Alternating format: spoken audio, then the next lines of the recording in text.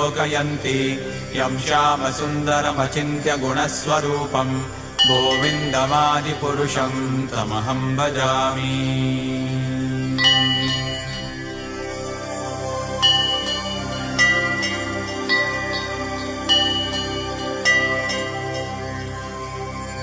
रामादिमूर्तिषु कलानियमेन तिष्ठन् नानावतारमकरोत् भुवनेषु किन्तु कृष्णः स्वयं समभवत् परमः पुमान्यो गोविन्दमादिपुरुषं तमहं भजामि। यस्य प्रभा प्रभवतो जगदण्डकोटिकोटिष्वशेषवसुधादिविभूतिभिन्नम् तद्ब्रह्म निष्कलमनन्तमशेषभूतम् गोविन्दमादिपुरुषं तमहं भजामि। माया हि यस्य जगदण्डशतानि सूते त्रैगुण्यतद्विषयवेदवितायमाना सत्त्वावलम्बि